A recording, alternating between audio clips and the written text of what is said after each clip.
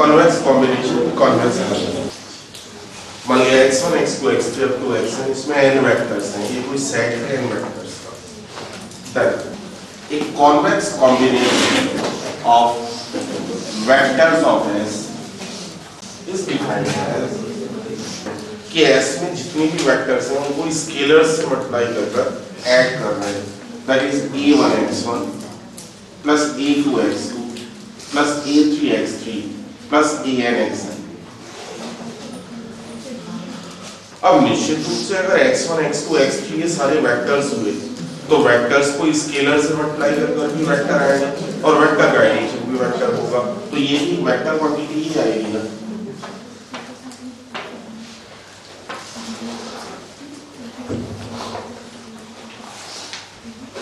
अगर केवल इतना छोड़ दिया गया तब तो ये लीनियर कॉम्बिनेशन है, स्केलर से मल्टीप्लाई कर एडिशन किया है। एक रेस्ट्रिक्शन और लगा रहे हैं हम कि जो भी स्केलर्स हैं a1 plus a2 plus a3 plus an, इन सबका सम 1। दैट इज कॉन्वेक्स कॉम्बिनेशन और लीनियर कॉम्बिनेशन में अंतर हो गया। लीनियर कॉम्बिनेशन में आपने सिर्फ ये कहा था कि स्केलर से मल्टीप्लाई कर ऐड करना है, जबकि कॉन्वेक्स कॉम्बिनेशन वो कॉम्बिनेशन है जिसमें स्केलर से मल्टीप्लाई कर तो ऐड करना ही है, साथ ही साथ स्केलर्स का सम भी 1 होना चाहिए और सारे के सारे स्केलर्स 0 और 1 के बीच में लाई करने चाहिए। तब उस स्थिति में हम इस वेक्टर को S का लीनियर करेंगे।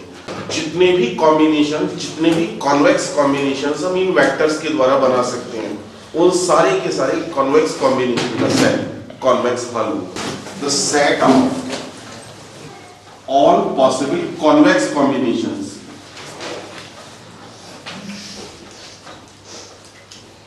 of vectors of S is defined as convex hull or convex polygon.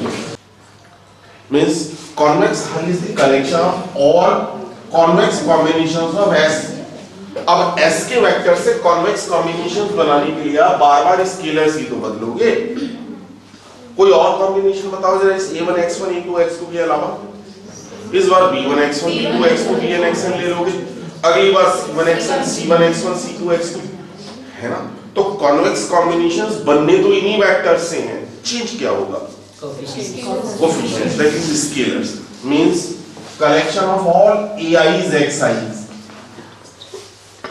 I from 1 to n such that summation ai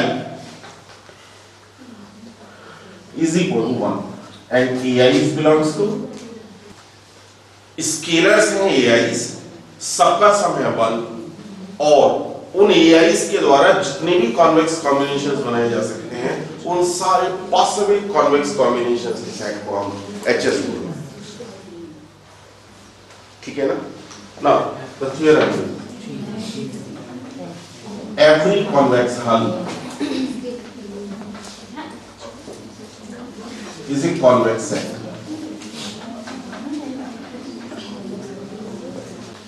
आपको ये प्रूफ करना है कि हर कॉन्वेक्स हल एक कॉन्वेक्स सेट होता है। अब कॉन्वेक्स हल कॉन्वेक्स सेट होता है, ये प्रूफ करने के लिए तरीका फिर वही है। आप दो वेक्टर लोगे कॉन्वेक्स हल के, lambda x plus 1 minus lambda y को अगर वापस कॉन्वेक्स हल में दिखा पाए तो कॉन्वेक्स हल कॉन्वेक्स सेट। ये तो नेसेसरी एंड सफिशिएंट कंडीशंस कल से चल रही है कॉन्वेक्स सेट की। तो कॉन्वेक्स सेट के कोई भी दो member low, for all suppose ये xy belongs to HS implies that कौन है HS में? नहीं, HS में होने के लिए इनको क्या बनना चाहिए? कॉन्वेक्स कॉम्बिनेशन बनना चाहिए एक्साइज का। इसका मतलब x भी कॉन्वेक्स कॉम्बिनेशन होगा समीशन ai xi और y भी कॉन्वेक्स कॉम्बिनेशन होगा summation bi xi such that summation ai भी 1 और समीशन bi भी 1। मुझे लग रहा है lambda x plus 1 minus lambda y, मान लिया lambda x plus 1 minus lambda y u है। और ये प्रूफ करना है कि जो u वेक्टर है वो hs में होगा। u वेक्टर hs में तब होगा जब ये भी एक कॉन्वेक्स कॉम्बिनेशन हो, x1 x2 x3 up to xn का। और कॉन्वेक्स कॉम्बिनेशन होने के लिए दो प्रतिबंध हैं। पहला, इसे एक्साइज का कॉम्बिनेशन होना चाहिए, और नंबर दो, एक्साइज के कॉम्बिनेशंस में जो भी स्केलर्स आ रहे हो उनका सम वन होना चाहिए। यही दो प्रतिबंध तो हैं एचएस में जाने के लिए। जरा निकालिए, u कितना होगा, lambda x summation ai xi plus 1 minus lambda y इस समीशन bi xi।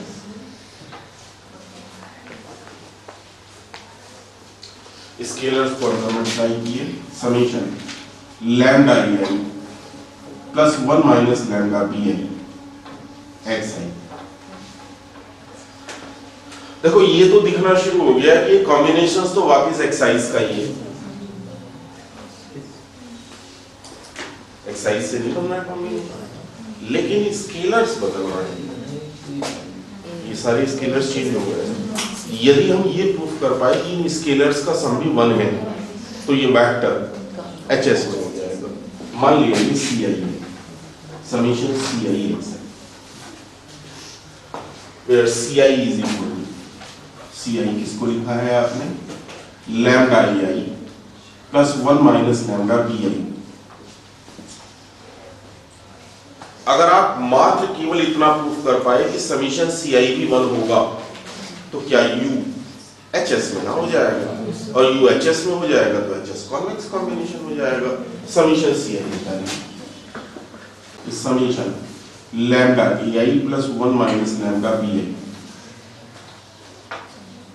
लैम्डा बाहर, summation ai 1 plus 1 minus lambda summation bi 1 is equal to 1 हो गया। कॉम्बिनेशंस भी एक्साइज से ही बना और साथ ही साथ ci का सम भी 1 हो गया। इसका मतलब u कहां का वेक्टर है, hs, implies that u vector belongs to hs and therefore hs will be a convex set. The set of all feasible solutions of LP forms a convex। क्या अगर किसी LPP के सारे feasible solutions को इकट्ठा कर एक सेट बनाया जाए तो वो सेट कॉन्वेक्स सेट होता है। दैट इज LPP में ग्राफिकल मेथड हो या कोई और, आप जब कभी भी ग्राफिकल मेथड के द्वारा एंटायर रीजन फाइंड आउट कर रहे हो, चूंकि वो LPP के feasible solutions का सेट है, डेफिनेटली वो सेट एक कॉन्वेक्स सेट। मींस कैसे feasible solutions किसको बोलते थे, जो कंस्ट्रेंट्स को पूरा करे और नॉन नेगेटिव कंडीशन को पूरा करे। Consider a linear programming problem, optimum z is equal to c transpose x bar, objective function subjected to ax bar is less than equal to b, न केवल लेस देन भी हो सकता था, greater than भी हो सकता था और इक्वल टू भी हो सकता था।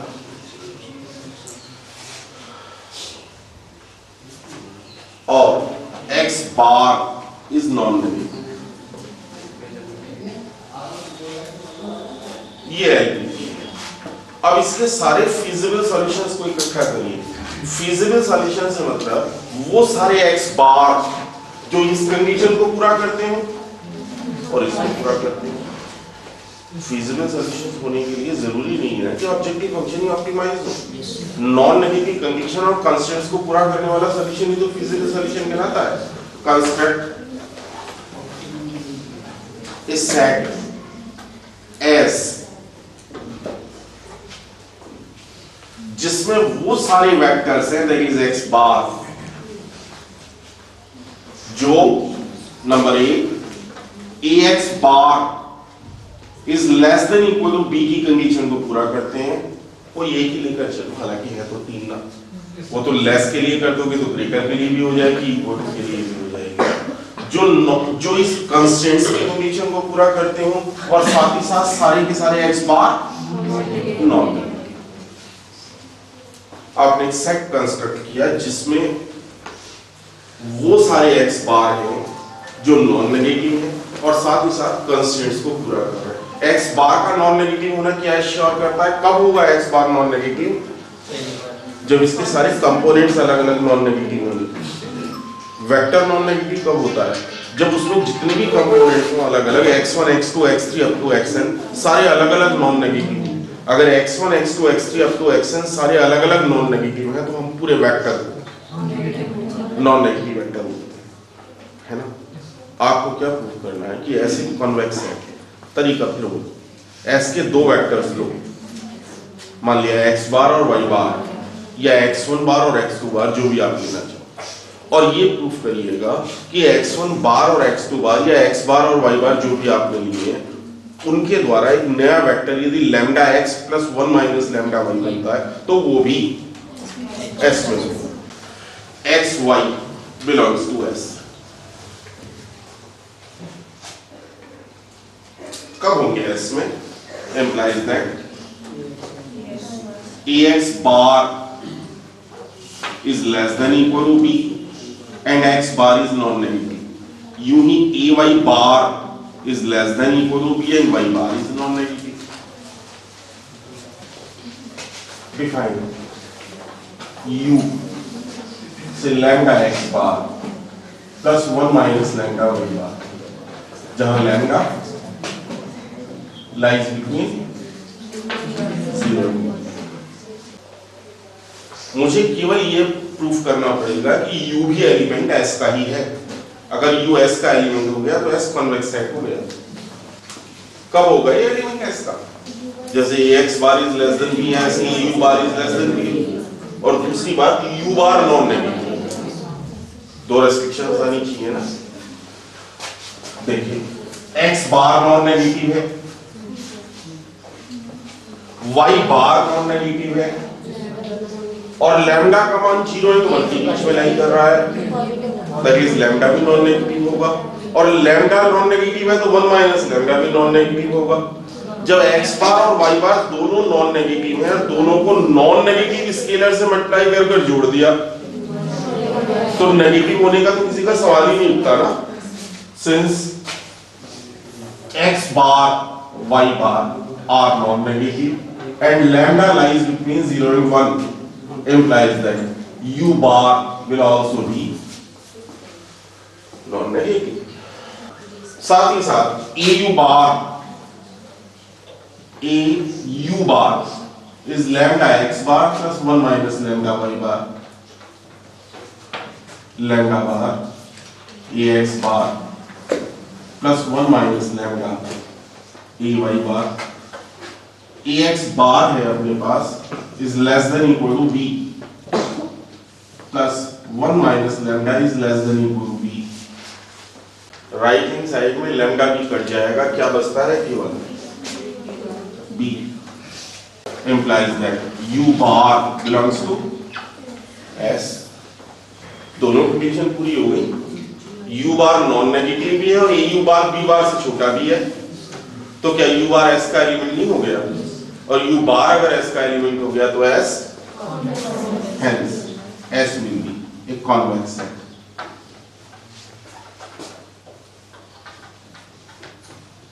The convex combination of the optimal solution of LPP is again an optimal solution। Let Z star be the optimal value of Z। मान लिया Z की ऑप्टिमल वैल्यू Z स्टार है and x bar y bar are two optimal solution of the LPP। और मान लिया LPP के 2 optimal solution हैं, एक है x बार और दूसरा है y बार। अगर दोनों ऑप्टिमल सॉल्यूशंस हैं तो दोनों से z का मान एक ही तो आना चाहिए। देन जो z की ऑप्टिमल वैल्यू है दैट इज z स्टार, वो x बार के लिए भी होगी और वही y बार के लिए भी होगी। पहली बात तो ये। दूसरी बात, जो ax बार है वो भी रेस्ट्रिक्शंस को पूरा करेगा, जो ay बार है वो भी रेस्ट्रिक्शंस को पूरा करेगा, x बार नॉन नेगेटिव भी होगा और ऐसे ही y बार भी नॉन नेगेटिव होगा। फिजिबिलिटी तो है दोनों। Define u bar is equal to lambda x bar plus 1 minus lambda y bar. एक कॉन्वेक्स कॉम्बिनेशन बना दिया इन दोनों से। आपको ये प्रूफ करना है कि ये u बार भी ऑप्टिमल सॉल्यूशन होगा। अगर ये u बार ऑप्टिमल सॉल्यूशन होगा तो ये भी z का z स्क्वायर वैल्यू देगा और साथ ही साथ फिजिबिलिटी कंडीशन को भी पूरा करेगा। पहले फिजिबिलिटी कंडीशन को पूरा कर रहा है कि नहीं? Obviously u bar non negative है और au bar is equal to a lambda x bar plus 1 minus lambda y bar. That is lambda ax bar plus 1 minus lambda ay bar। ax bar और ay bar दोनों b हैं। lambda b plus 1 minus lambda b will be equal to b। Feasible तो हो गया। au बार का मान b के बराबर आ रहा है, कंडीशंस तो पूरी कर गया ना ये भी सारी, और नॉन नेगेटिव भी है। साथ ही साथ C ट्रांसपोज U बार कितना होगा? C ट्रांसपोज U बार है lambda x plus 1 minus lambda y। Lambda bar C transpose x bar plus 1 minus lambda bar C transpose y bar plus 1 minus lambda z star will be equal to z star. हो गया आपको? क्योंकि C transpose U बार भी Z star ही आ रहा है, implies that U bar is an optimal solution of LPP। और U बार भी एक स्पेसिफाइड सॉल्यूशन थोड़ी है। U बार तो X बार Y बार का कॉन्वेक्स कॉम्बिनेशन है और X बार Y बार के आप कॉन्वेक्स कॉम्बिनेशन कितने बना सकते हो? इनफाइनाइट। 1/3 2/3 ले लो। लैम्डा का मान अगर 1/3 लोगे तो 1 माइनस लैम्डा 2/3 हो गया। लैम्डा को हाफ ले लोगे तो 1 माइनस लैम्डा भी हाफ हो गया। लैम्डा की जितनी भी 0 से 1 के बीच में वैल्यूज हैं सारी रखते हुए अगर कॉन्वेक्स कॉम्बिनेशंस बनाने लगे तो वास्तव में दोनों को मिलाने वाली लाइन ही तो आएगी। implies that every convex combination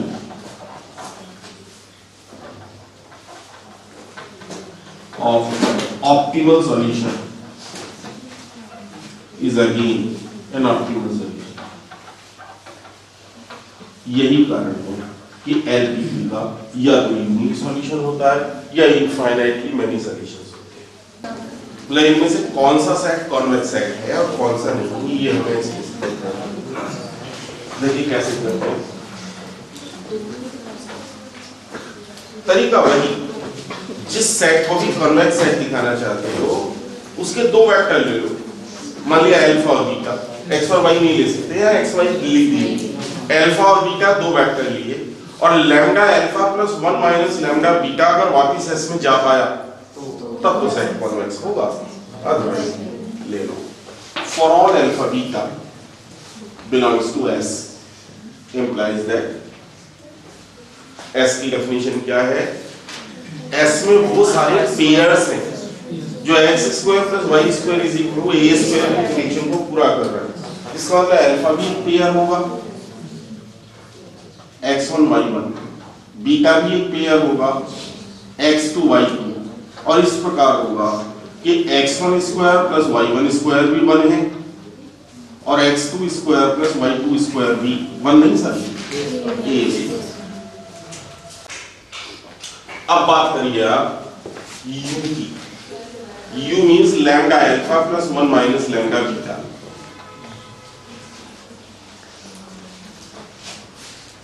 alpha को लैम्डा से multiply, lambda x1 plus 1 minus lambda x2 lambda y1 plus 1 minus lambda y2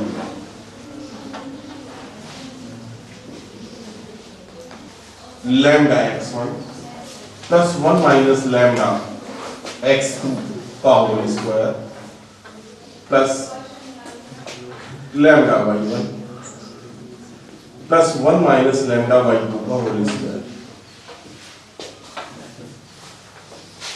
lambda square x1 square plus y1 square plus 1 minus lambda का square x2 square plus y2 square, दोनों के product का बराबर plus 2 lambda 1 minus lambda x1 x2 यहां से और plus y1 y2 यहां से। इसकी value less equal to a square है, इसकी वैल्यू भी a स्क्वायर है। अगर इसकी वैल्यू भी a स्क्वायर होती तो a स्क्वायर सब में से कॉमन होता, ये लैम्डा प्लस 1 माइनस लैम्डा का होल स्क्वायर बन गया होता और लैम्डा प्लस 1 माइनस लैम्डा का whole square 1, lambda plus 1 minus lambda तो 1 आएगा। ये और ये तो दोनों हैं a स्क्वायर के बराबर, लेकिन ये कोई a स्क्वायर के बराबर थोड़ी है। इसका मतलब ये क्वांटिटी a स्क्वायर के बराबर नहीं आती और u s में नहीं हुआ तो s will be a non convex set.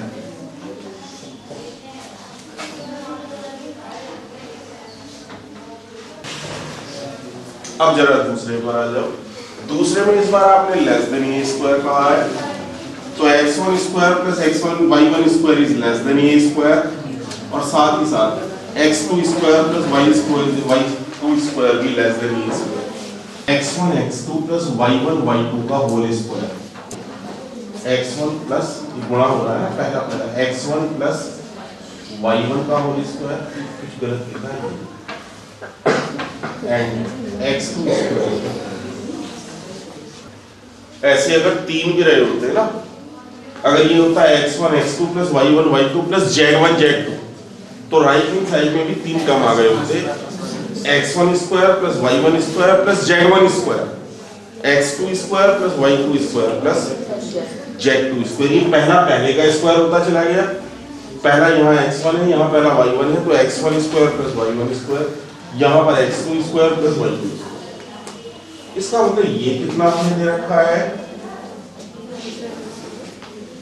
ये भी a square is less than equal to a raise 4।